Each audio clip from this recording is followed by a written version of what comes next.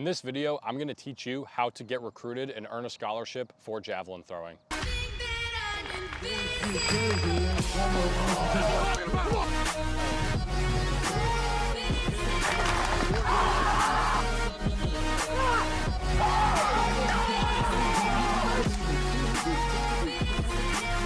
Do you want to take your training to the next level? Download the Jacked Javelin mobile app, where you have access to dozens of free resources that cover topics such as nutrition, arm care, mobility, plyometrics, and most importantly, javelin technique. We also have our free community, which connects thousands of throwers from all around the world to communicate and help each other out. You will also have the option to purchase one of our training programs written directly by me with video demonstrations of each exercise telling you exactly how many sets and reps to do, as well as the option to track your metrics so you can keep track of your progress.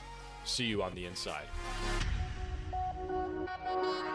In today's day and age of 2025, it is very important for athletes to have a throwing Instagram page. Instagram is where all the javelin accounts come together and coaches and athletes follow each other, communicate, share, comment, DM each other, and it's just really a really great community. YouTube is awesome for having educational content like what I'm doing right now, but in terms of the community aspect, everyone in the javelin community is following each other on Instagram, so be sure to make a throwing account. That also helps coaches put a name and a throw to the athlete's face. So if you're emailing a coach and saying, I'm so-and-so from XYZ high school, then they are able to see, instead of just seeing your name in your school and your PR, which are just numbers and names, and when coaches are getting emailed by a bunch of kids all the time, they're able to see, oh, this kid's posting his training, his technique actually looks pretty good. Oh, he's posting this clip from this practice, or, you know, he hit 50 meters 5 meets in a row, so it wasn't just a one-time thing. You're able to see and understand and know the athlete a lot better when you're able to see the content that they're putting out on Instagram.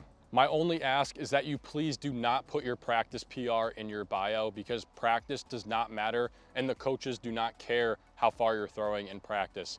So if you have a PR that you're proud of, go ahead, put it in your bio, put it with your name and your graduation year, but do not put your practice PR in there because no one cares. The next thing is to do your research. Any school that you're interested in going to, you can look up their athletes and see where their current athletes are at. A lot of schools will have recruiting forms with standards of how far you should throw to be on their team. So a great way to fact check that is by looking at TFFRS, which is TFFRS.com, which has all of the results from every college meet in the nation posted online. You could see each athlete and all of their results in every event that they compete in, where they place and what event it was at. It's a really good place to see the athletes that are on that college team currently, where they're at, how consistent they are, what meets they go to, how far they travel. All of those questions could be answered by just taking a simple look at TFFRS.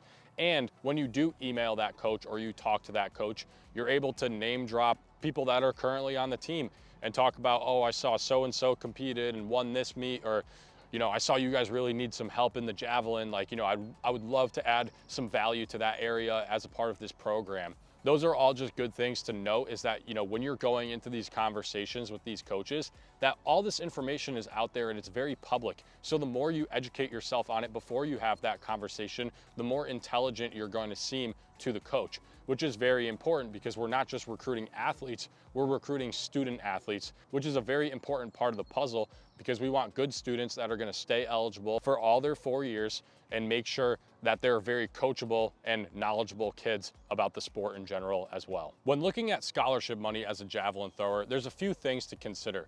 Take into consideration the fact that not a lot of states have javelin legalized. For example, right now in 2025, there's about 26 states in the country that have javelin legalized. So that's only about half the talent pool. When I was in high school 8 years ago, there was only javelin in 17 different states. So yes, the sport is growing, but in terms of the coaches that are my age or older, a lot of coaches in the grand majority of the country do not have a lot of experience coaching javelin. So what that goes to show is typically coaches that specialize in shot put or discus or cross country, they will typically recruit kids that are in their event specialty. If they have a really good coaching staff for shot put and long distance, those are the kids that they're going to recruit, because those are the kids that they're better fit to serve. So when you're doing your research on what school to go to or how to get scholarship money, it's best that you look at a school that has a solid javelin program, because that school is more likely to want to invest in more good javelin throwers because they have a good javelin coach and a good system to develop them.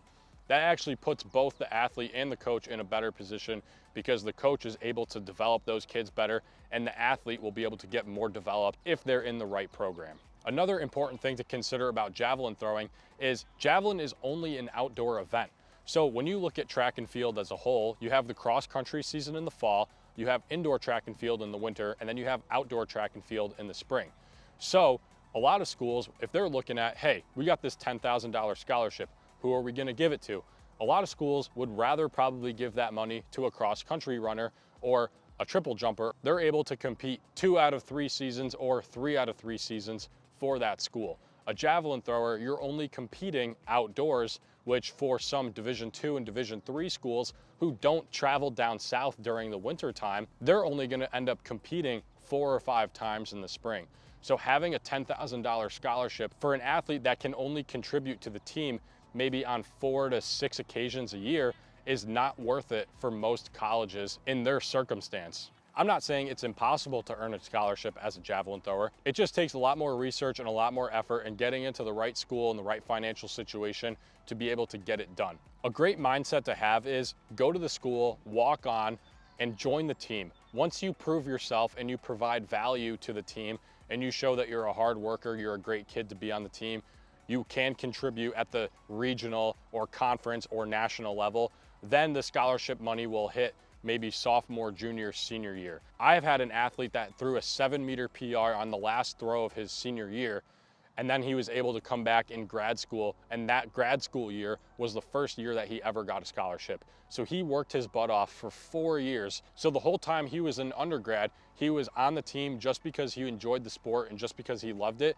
and then he was able to get a scholarship for grad school. Another option is to compete unattached over the summer to be able to improve your PR and not solely bank on the high school season itself. Showing that you compete unattached during the summer, it not only gives you more opportunities to compete, but it also shows college coaches that you're dedicated to the sport for more than just your high school track season. It shows that you're able to go out and compete through the summer and the fall, and that this is something that you want to do long term. So if they're willing to make that investment into you, you show them that you're also willing to make the investment back into the program to put the program on the map. I've also worked with athletes in the past that have been on smaller scholarships, and then as they progress through the year and got All-American and then won 2 national championships and then broke the Division II javelin record, each year after they accomplished more and more, they were able to get more and more scholarship money to the point where they were able to get a full ride to the University of Georgia. Last thing about scholarships to note is that Division I programs are going to have the most amount of funding. Division II programs will have the second most amount of funding, and Division III schools will have no athletic scholarship money. So when you're looking at where you can earn a scholarship, you have to be good enough to be able to get into that school to begin with, and then you can talk about scholarship from there. Another way to increase your chance of landing a scholarship or going to throw in college is to work with a private throwing coach. Like I said, not a lot of coaches are very specialized in javelin, so whether you work with a private coach like me or someone else, working with a private coach and being able to tell the college coaches, hey, I'm working with so-and-so, it shows that you are dedicated to invest back into yourself to learn the proper technique and do more than the average kid. When you're working with a private coach, that private coach might also have very good connections to get you plugged into certain schools, especially if they have a very good online presence. This will also give you the leg up on other kids who only treat track and field like a hobby and only do it during the high school track season. If you're competing unattached during the summer and you're working with a private coach year round, you are going to be able to compound that improvement year over year over year, season after season after season, whereas your competition, if they're competing 3 months out of the year in the spring, and then you're competing 3 months out of the year in the spring for the school, and then you do a club team in the summer, and you work with a private coach in the fall and in the winter,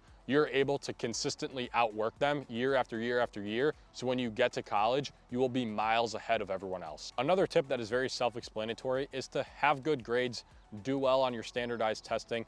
I'm not going to get too much into the academic side of things. I'm not an academic advisor. I wasn't even really the best student. I loved javelin, which is why I do this now. But at the end of the day, schooling helps. So if you have a really bad GPA or you're very poor on the standardized testing, it's only going to hurt your opportunity and your chances to get to the next level. You need to be able to be realistic with yourself. You know, if you're trying to go to an Ivy League school to throw javelin, but you don't have the grades necessary or the SAT scores necessary, then it's not going to work out. A lot of places will not just pull strings for you just because you're a good javelin thrower. So be sure that you have the academic side of things set.